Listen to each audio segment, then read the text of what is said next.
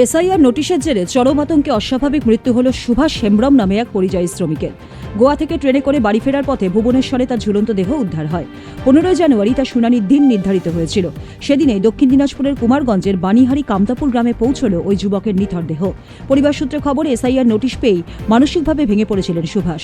গত 13 জানুয়ারি বাড়ি ফেরার পথে ভুবনেশ্বর স্টেশনে নেমে যান তিনি। পরে খোঁজখবর করে সেখানেই তার দেহ উদ্ধার হয়। তৃণমূল নেতা মফিজউদ্দিন মিয়ার অভিযোগ, এসআইআর আতঙ্কেই প্রাণ গেছে ওই গরিব শ্রমিকের। মৃতের পরিবারের তরফেও একই দাবি করা হয়েছে। যদিও পুলিশ জানিয়েছে তদন্ত এবং ময়নাতদন্তের রিপোর্টের মৃত্যুর প্রকৃত কারণ স্পষ্ট হবে। এই ঘটনায় এলাকায় শোকের ছায়ার পাশাপাশি তীব্র রাজনৈতিক চাপানোতর শুরু হয়েছে। আমাদেরই এক সহকর্মী, আমাকে আদিবাসী ভাই, গত 11 তারিখ খবর পেয়েছে যে তার নোটিশ এসেছে এসআইআরে। তাদের পরিবারের নাম 2002-এর তালিকায় ছিল না। ওই 11 তারিখ গোয়া থেকে রওনা দিয়েছিল। গোয়া থেকে রওনা দিয়ে ভুবনেশ্বরের ওখানে। সোনাক্ষী, মশলা কোথায়?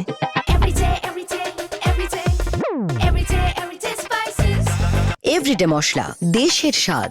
ট্রেনটা যখন সিগন্যালে দাঁড়ায় সেই সময় নেমে গিয়ে বিভিন্ন সময় আমরা তার লক্ষ্য করেছি, তার গতিবিধি আমাদের যারা সাথী যারা ছিল ওদের সাথে লক্ষ্য করে দেখেছি।